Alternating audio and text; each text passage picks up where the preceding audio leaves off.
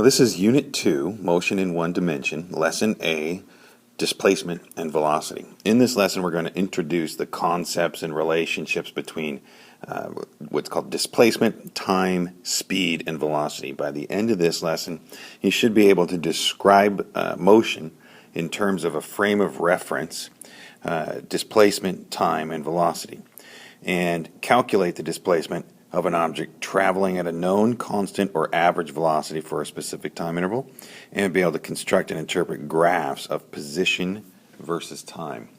So when we go to start looking at motion, there's really kind of two big ways we can tackle that. First, we can ask, how do we describe motion? And second, we can ask, how do we explain motion? This idea of describing motion is called kinematics, and explaining motion is dynamics. This unit, motion in one dimension, and Unit 3, which will be motion in two dimensions, cover kinematics here. We're talking about how we describe motion. So we're just going to be looking at motion situations and describing what is happening with displacement, time, velocity. It won't be until Unit 4 where we start talking about forces that we'll be covering the explanation of motion, why motion happens the way it does. Alright, so off we go. So one-dimensional motion is really the simplest form of motion. When we talk about one-dimensional motion, we're talking about something like a train or something maybe starts at a station here, travels some distance, and ends in another station here. That's a one-dimensional motion. We can also look at one-dimensional motion vertically, and we call that free fall motion. So one-dimensional motion can happen vertically as well. So now all motion takes place over a certain amount of time and depends on a frame of reference. By frame of reference, we mean a coordinate system for specifying the precise location of objects in space. So take this lizard, for example. He starts out with an initial position. That's what this xi means right here, is initial position of a little over 20 centimeters. He ends with a final position over here, just over 80 centimeters here. And this space that he moves through takes place on, we define as the x-axis, and we call this a displacement. Okay. Back here, he goes from this position here to this position here. So when we talk about position, this is where he is. This is where he's at in space, right here. When we talk about displacement, now displacement is, the definition of displacement is change in position. So the lizard, we're talking about changing position. Okay. So if you look at, here's our expression then for displacement. This symbol right here, this little triangle, is called a delta. It's a Greek letter delta, and it means change in. Okay, so whenever we see a delta before a quantity like this, that means it's a change in whatever that quantity is. So this is change in position. So when we have a change in position, we're always going to take whatever the final position is minus the initial position, and that's going to be our displacement. Okay. So now it's important to understand displacement is not always equal to the distance traveled. Okay, for example, say a person starts at this position here, we'll call it 0 meters, and they walk to 10 meters. Then they turn around and walk back 5 meters. Okay. Well, their total distance traveled would be, they went from 0, they went to 10, they went back to 5. Their total distance would be 15 meters. But their displacement would be 5 meters because they ended at 5 meters. Their final position was 5 meters. Their initial position was 0. 5 minus 0, 5. Okay? Now, displacement is also, it's a type of quantity that we call a vector. Vectors are things, a measurable quantity that has both a size and direction. So when we talk about, when we say size, the word that we use in physics is magnitude. So the definition of a vector is something that has a magnitude and a direction. Okay? And displacement is a vector. It has magnitude and direction. So that displacement can be either positive or negative. Let's look at how that works. So here we've got an object shown in different displacements. So here's a positive displacement, right? It starts here at roughly, well, it starts at 10 centimeters. It goes to 80 centimeters. The final position, 80 centimeters, minus the initial position, 10 centimeters, gives us a positive displacement of 70 centimeters. Okay? In this example here, our object starts at 3 centimeters, ends at 12 centimeters, therefore its displacement is a positive 9 centimeters. Okay? So here, it's a little bit different. Our object starts at what is defined as negative 10 centimeters. Okay, so this would be our 0 point. It's what we've defined as the 0 point. It's 10 centimeters to the left of that at its beginning. And then it then moves to 6 centimeters. So that's not a displacement of 6 centimeters. That's a displacement of 16 centimeters. Okay, so these are all examples of positive displacements here. Negative displacements can happen this direction. Okay, here we've got the object starts at 80 centimeters, ends at 20 centimeters. We have a displacement of negative 60 centimeters. Here, the object begins at 15 centimeters, ends at 0 centimeters. That's a displacement of negative 15 centimeters. Here, initial position is a negative 10 centimeters. It moves to the left at negative 20 to negative 20 centimeters. There is a displacement of negative 10 centimeters. So what we can see from this is that anytime we've got a positive displacement, the direction of displacement is to the right. A negative displacement, we've got a direction of displacement to the left. So, by convention then, what we do in physics is when we have a vector that is positive, we use the right and up directions as positive, and we use the left and down directions as negative. So an object that is moving to the left is going to end up with a negative displacement. An object that's moving down will end up with a negative displacement as well. So now on to velocity. If displacement is a change in position, then velocity can be defined as a change in displacement.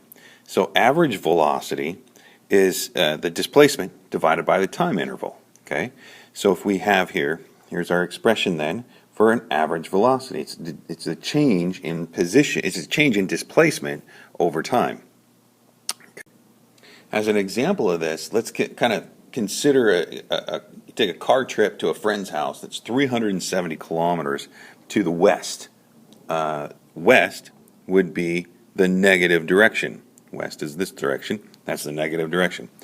So the displacement there is 370 kilometers, negative 370 kilometers. Okay, say that takes you 5 hours. You can get an average velocity of negative 74 kilometers an hour.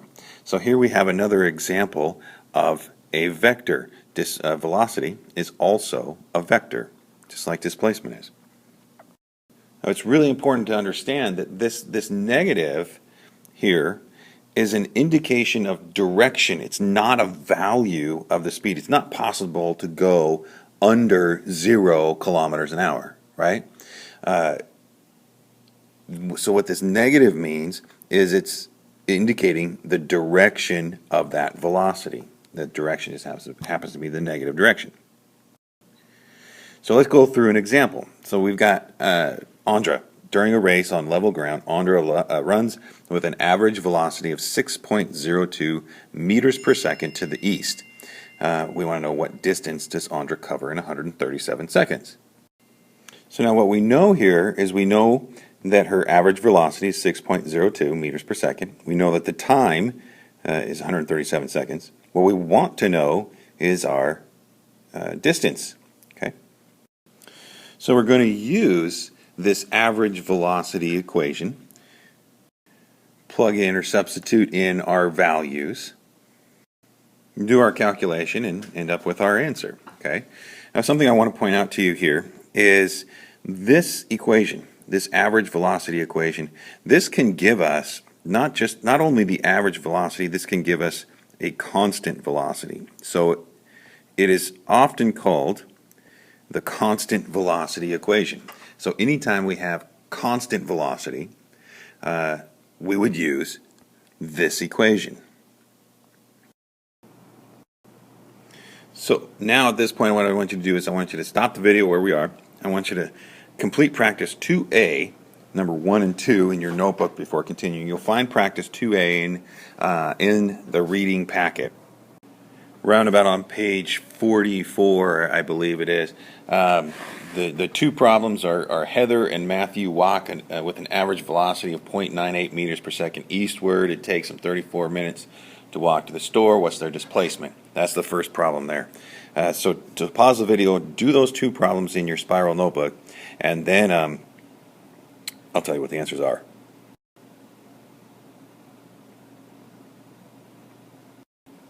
Okay, so you should have got for the first one 2 kilometers to the east, and the second one 3.1 kilometers. Now it's important to understand velocity is not the same as speed. In kind of everyday language, that we use the terms speed and velocity interchangeably, but in physics there's an important distinction between the two. Velocity describes motion with both direction and magnitude. Okay, so it indicates indicating how fast something moves. However, speed has no direction, only a size, only a magnitude. So you can be driving along at 25 miles an hour. There's your speed. You can get more specific by saying I'm driving 25 miles an hour to the north. Okay, that is getting more specific about your velocity. So that means if velocity has both the size and direction, velocity is a vector. Okay. We can also interpret velocity graphically using what's called a position time graph. So here's a position time graph. We've put position on the y-axis, time on the x-axis. We call it a position time graph. From a position time graph, we can determine an object's velocity if we know its position at specific time intervals. Take, for example, this position time graph right here. Here we've got an object moving with a constant velocity, and it's going to provide, when an object moves with a constant velocity, it's going to give us a constant slope on a position time graph. This slope, which would be the rise over run, right? That would be the change, so the rise would be the change in vertical coordinates. The run would be the change in horizontal coordinates. If we look at what our vertical coordinates are, our change in vertical coordinates would be change in position or displacement, right? And change in horizontal coordinates would be our change in time right here. So what we end up with is our average velocity equation, okay? Which is v equals x over t, okay? So we use the slope of a position time graph, and we can determine the velocity in this way. So over here, there's 3 objects, and these position time graphs show that this first object, 1, moves with a constant positive velocity right here. Object 2 its line is flat. It doesn't change its position at all. It moves with a velocity of 0. Object 3 is moving from a further away position to a closer position, closer to the origin. Okay, so we end up with a negative velocity because we'd have a negative slope here. So really what the important piece to get from this, from PT graphs here, is to understand that a PT graph,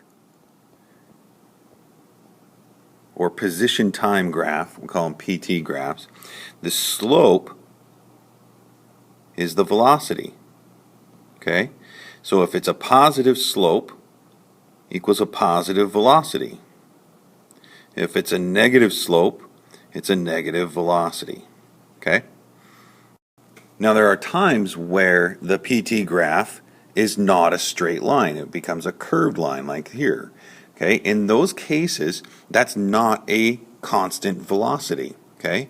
Instead, that's a changing velocity right there, because what's happening is this velocity, this slope of this line is changing over time.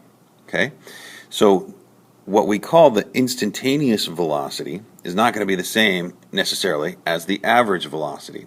We could find the average velocity of this by taking, the change in position over time. But imagine, if you're driving from one place to another, you're not always driving the same speed, right? So you can get an average velocity by using the average velocity equation. If you want to know, your changing velocity during that trip, you would end up with this changing slope on your graph. So the changing velocity is called acceleration. So to determine the velocity at some instant, such as right at 3 seconds right here, what we have to do is draw what is called the tangent line to that curve and then get the slope of the tangent line. So instantaneous velocity, imagine you're driving down the highway and you look at your speedometer, right? You'll look down at your speedometer and you see your velocity, okay? That's getting an instantaneous velocity. So that's what we mean by instantaneous velocity. It's just the velocity at a specific instant in time.